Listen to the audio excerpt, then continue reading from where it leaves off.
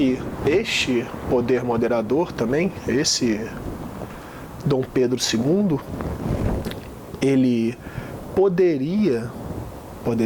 ele teria como uma das suas premissas a escolha dos senadores. Então, até mesmo dentro do poder legislativo, ele tem os senadores vitalícios escolhidos por ele.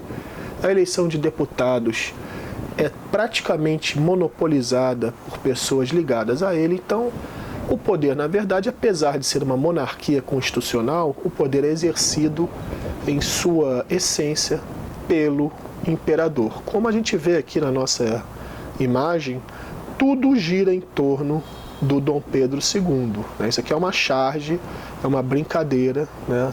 Colocando que ele, na verdade, é o dono da situação, é a pessoa que dá as cartas dentro desse relacionamento entre a sociedade e o poder constituído.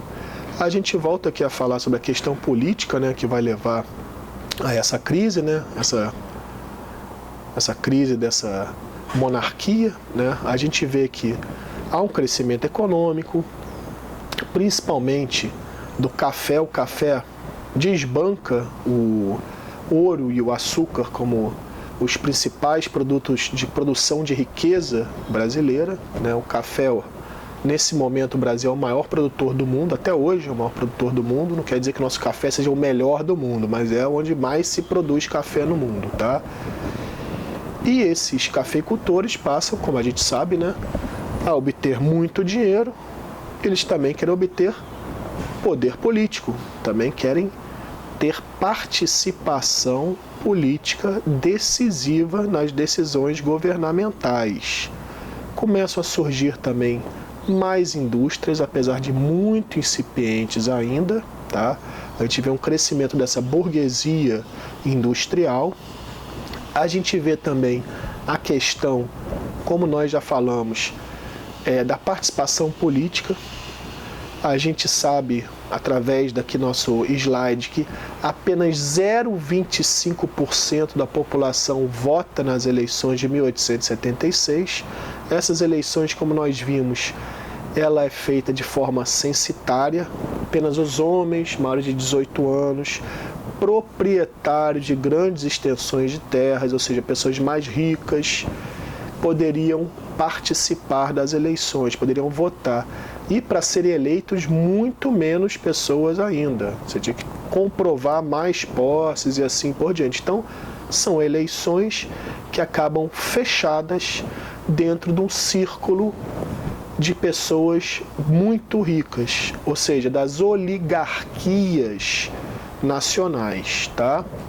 A gente vê também que há a difusão cada vez maior da ideologia positivista entre nós, principalmente dentro do exército brasileiro, tá?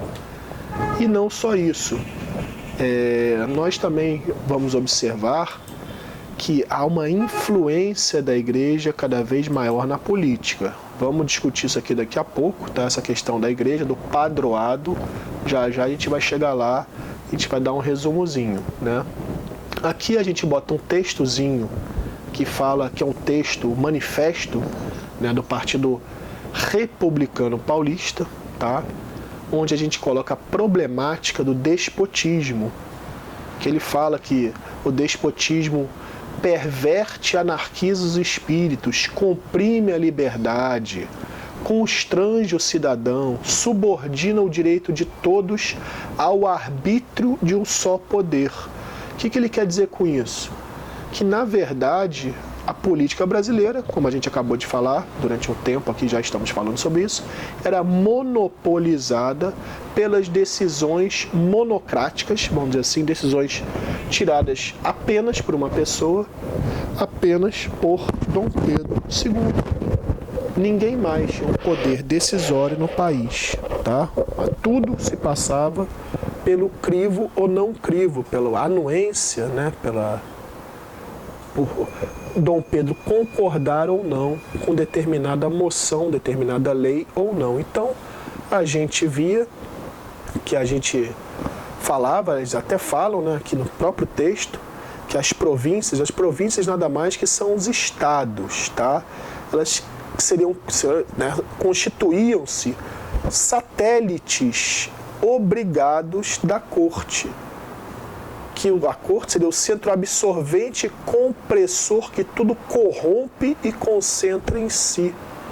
Ou seja, a corrupção, os interesses escusos, os privilégios estariam na corte. A corte seria o Rio de Janeiro, tá? Enquanto em São Paulo, no Rio Grande do Sul, em Minas Gerais, a população trabalharia para pagar os impostos para manter esses privilégios dessa corte brasileira, tá? A gente sabe que durante um grande período, a gente acabou de falar, né? O nosso país, né, teve essa autonomia, vamos dizer assim, né? A gente teve a nossa independência em 1822, realizada pelo pai de Dom Pedro II, Dom Pedro I, e essa independência é totalmente atrelada à família real portuguesa. A gente sabe que Dom Pedro II é neto do rei de Portugal, Dom João VI, rei de Portugal, isso em 1820. Tá? Posteriormente, a gente vai ter a sucessão portuguesa aí, que até Dom Pedro I vai se envolver com sua filha, Dona Maria da Glória e tudo, mas é outro capítulo para a gente poder conversar. Então, a nossa independência sempre esteve atrelada aos interesses portugueses, aos interesses metropolitanos, aos interesses das classes sociais privilegiadas, tá? Então a gente está sempre assistindo essa nossa história dentro de um contexto de bastante questionamento dessa manutenção do nosso processo de exploração pelas mesmas pessoas, pela mesma família real portuguesa, tá? A gente vê que há uma autonomia maior, né, como a gente vê aqui no slide, com o tempo, uma descentralização desses polos econômicos, né? A gente vê o crescimento dessa produção de charque e mate no sul. Charque nada mais é do que seria a carne seca, né? Seria bastante vendida pela província sulista, né? Pelo Rio Grande do Sul. Seria o maior produtor de charque até hoje, são grandes produtores pecuaristas, né? E não só isso, mas a gente começa a ver a produção de cacau na região de Ilhéus, no sul da Bahia. A gente vê a produção da borracha na bacia amazônica, principalmente, mas também Acre, o que a gente vai chamar de região amazônica, né? A produção da borracha, nesse momento, é feita através da seringueira. Nós depois podemos conversar mais sobre isso, mas a borracha vai ser um fator de grande desenvolvimento dessa região do norte do Brasil. Além, é claro, como nós falamos, do café do Oeste Paulista, do leite de Minas Gerais e assim por diante. Isso vai fazer com que essas disputas econômicas, esses interesses fiquem descentralizados, tá?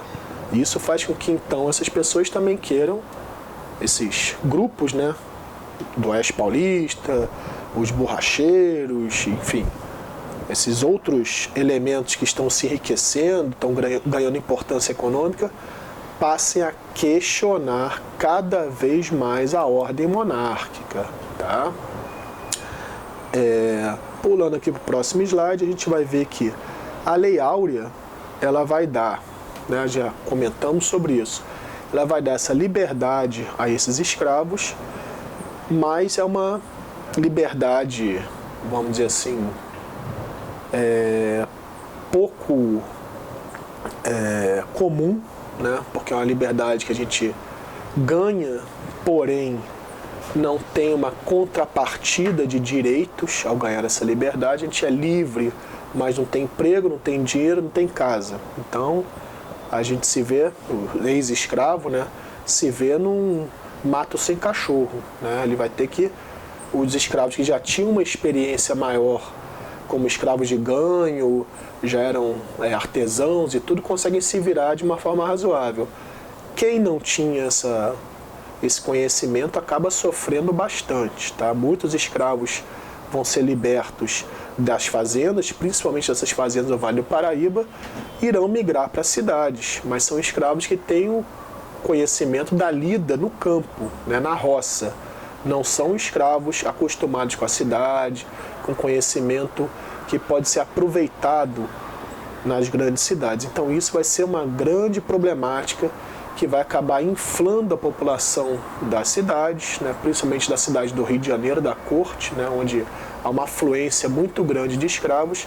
E isso vai causando cada vez mais problemas dentro da população. Nós vimos, né, quando falamos do Haiti, que dentro do Brasil também há um medo muito grande da haitização, que a gente vê que a população escrava, principalmente no Rio de Janeiro, é praticamente metade da população. Então, senhores de escravo, a população branca, vamos dizer assim, tinha medo dessa haitização. Esse processo de fim da escravidão não é do dia para a noite. A gente já vê que lei de Eusébio Queiroz, que por acaso eu não citei aqui, da proibição, né, do tráfico de escravos, já é publicada há bastante tempo. Depois, posteriormente, são publicadas as leis dos sexagenários, a lei do ventre livre, e só em 1888 esses escravos serão libertos, tá? Então é todo um processo longo, tortuoso, um processo para muitos desigual, tá? Então a gente vê que o processo do fim da escravidão não é, vamos dizer assim, totalmente positivo para esses ex-escravos e é totalmente negativo para as pessoas que viviam desse braço escravo, porque nós sabemos que comprar um escravo era um investimento. Quando você perde o investimento e não tem uma contrapartida, o governo, né, a Lei Áurea dá a libertação desses escravos e não paga indenizações para esses donos de escravos que já vinham em crise na produção cafeeira, na produção açucareira, há uma revolta muito grande destes setores ligados a essa mão de obra escravista, e esses setores, com destaque para os cafeicultores paulistas, vão fazer uma oposição cada vez maior à monarquia, vão acabar também se coadunando ao pensamento republicano, tá? Era muito comum, já vou pular aqui, nesse momento a gente pensar que nós deveríamos, na verdade, embranquecer a população brasileira. Nós deveríamos trazer esses elementos estrangeiros para habitar aqui e assim fazer com que a população brasileira tivesse um caráter mais europeu, tá? Para isso, né, eles passam a chamar colonos, como eu falei anteriormente, alemães, suíços, japoneses na virada do século XIX, italianos, espanhóis principalmente. Então há uma grande imigração vindo para o Brasil desses prováveis trabalhadores no campo ou comerciantes, artesãos. Muitos vão constituir manufaturas, futuras indústrias. Nós temos um exemplo como os Matarazzo, né, italianos, que serão também imigrantes italianos, chegam aqui também com pouco, né, para gastar, né, chegam quase no nível, na linha da pobreza, e conseguem constituir grandes fortunas no país, tá? Então a gente vê que nesse caso a imigração teve um papel muito importante na introdução de novas técnicas, na introdução de novas ideologias dentro do Brasil. A ideologia anarquista virá junto aos italianos, espanhóis. Então a gente vê que há uma transformação aí no Brasil muito grande com a vinda desses imigrantes.